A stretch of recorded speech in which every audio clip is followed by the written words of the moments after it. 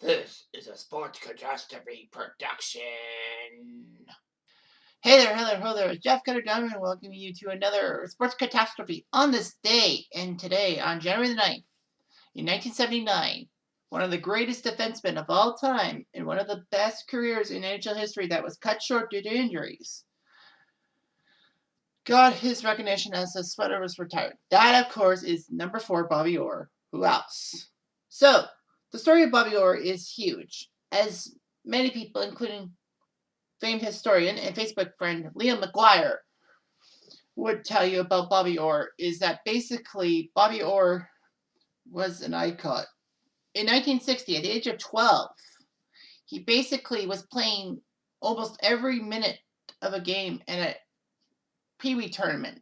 He played 58 of 60 minutes and he helped the team win. It was amazing to see this guy like freaking put up a fantastic performance. And in those days, remember, the draft didn't even happen. So basically, Ren Blair got Bobby Orr's parents to sign a C form, which meant that Boston would have kind of rights to him. And they sent him at age 14 from his home near Prairie Sound to the Oshawa Generals, one of the best major junior teams of all time. So Bobby Orr played for Oshawa and he flourished. And Boston, of course, didn't have to lose him in the draft because, they had his rights. So Boston picked him up. Basically, Boston was a crap team. Basically, when you look at the NHL, it's like 4 teams make the playoffs every year out of the original 6. It seemed like it was almost always going to be the big 4. The Leafs, the Wings, the Habs, and the Red Wings. So Leafs, Habs, Wings, and Hawks. Sorry. With New York and Boston trailing far behind. Although they have some great young talent, they weren't really in many Stanley Cup playoffs. But Bobby Orr changed all that. In 1966-67, he was good. And I believe he won the Calder. I can't remember if he did.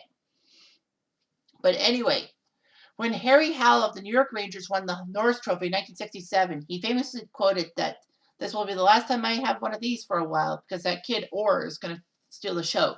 And boy, howdy, he did. 8 straight Norris trophies. This is amazing.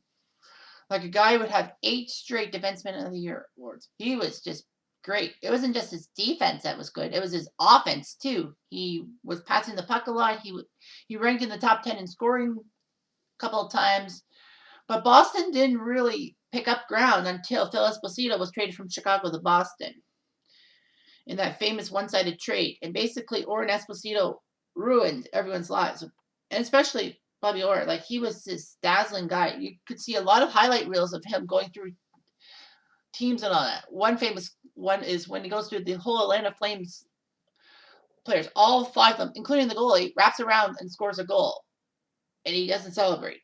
He's not a hotshot athlete like we are now. But when you look at Bobby Orr, he was like an icon for Boston. He was basically great in all that. Unfortunately, though, one major problem with Bobby Orr was his knees. A few incidents in junior ruined his knees, and then basically throughout his NHL career, he had knee surgery almost every year. It was like damaging, like 10 knee surgeries, if anything. Like having knee problems year after year after year, and you're still playing above ground and having like 100-point seasons. That's amazing.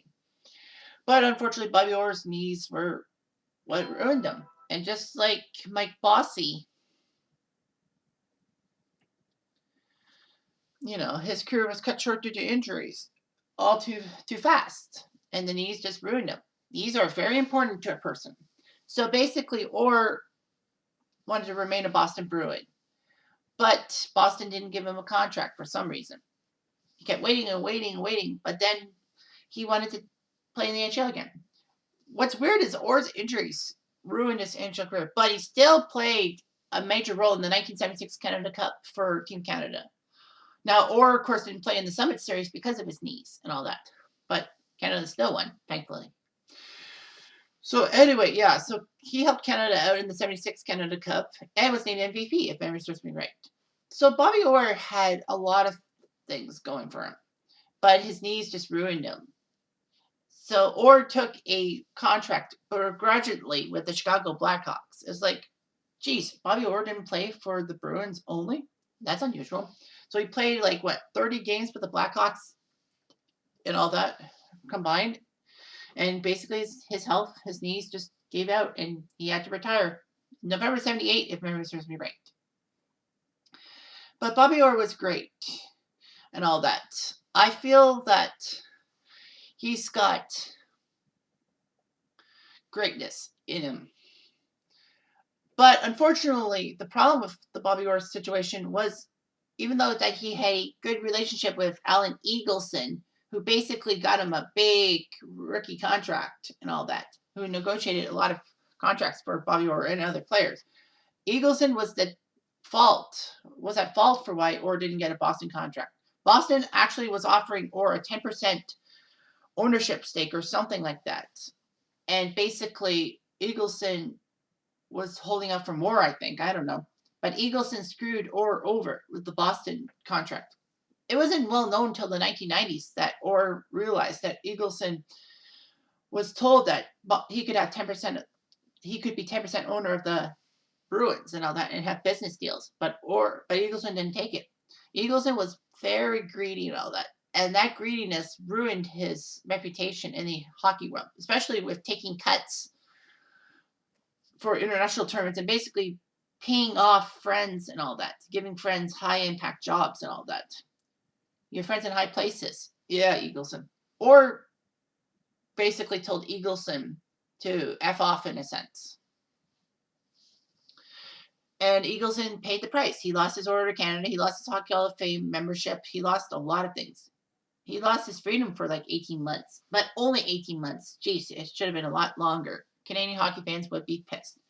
And then, of course, in January 1979, just after he retired, Orr got his number 4 retired by the Bruins. Rightfully so. I mean, like, the guy was an icon. Don Cherry talks about him a lot. Now, I'm going to give you a treat. I got Liam Maguire's book. What's the score? And all that. If I do. Yes, I do. I sure do. Because my buddy Bill bought it for me on my 31st birthday. That was in 2016. I can't believe it's been almost 5 years. So let me see if I can get to the Bobby Orr stuff. Yeah, I like Liam's book. Aha! Okay, so basically, Liam says there are 70 things to do with Bobby Orr and the number 4. To do with his famous game-winning goal May 10, 1970 against the St. Louis Blues. I'm going to read some of them to you. Obviously, I'm not going to read all 70 because that would take up too much of your time. Bobby Orr wore number 4. We all know that. Noel Picard of the Blues, the guy who tripped Orr in the pitcher, wore number 4. It was the 4th game of the series. It was the 4th period of the 4th game. The goal happened at 40 seconds. It was Sanderson's 4th assist of the playoffs. He's the guy who assisted on Bobby Orr's goal. Sanderson registered points against 4 different goalies: Jackman, Esposito, Wakely, and Hall. Sanderson was one of 4 Bruins born in June. Rick Smith, Ken Hodge, and Wayne Cashman were the others. Give you some more Bobby Orr stuff. It was Boston's 4th goal of the cup-winning game because they won 4-3. Boston got its 4th Stanley Cup title that year, 29, 39, 41. Mel Schmidt was the 4th GM in Bruins history. Art Ross, Lynn Patrick, and Hap Ems were before him. Boston then, with that win, got past 4 different opponents in the Stanley Cup Finals. The Rangers, the Leafs, the Wings, and now the Blues. It was Harry Sinden's 4th season as coach of the Bruins. It was the 4th consecutive game in which St. Louis had given up 4 goals or more.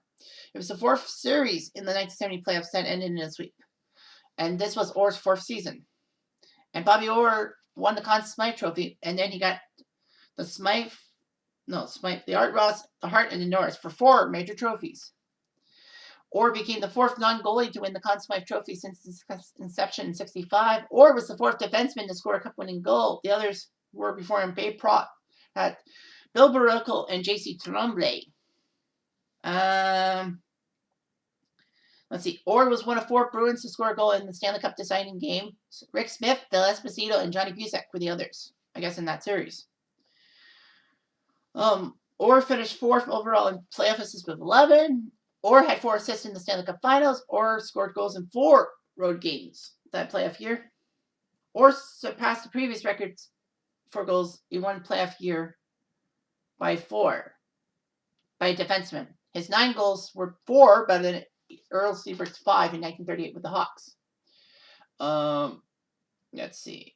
The Bruins scored goals in all 4 periods in the cup deciding game. It was the 4th game played in May of 1970.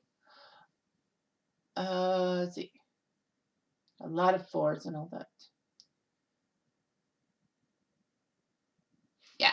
So Maguire goes through a lot of stuff with 70s. I just gave you the most relevant ones. You're welcome. So anyway, Bobby Orr is a freaking legend.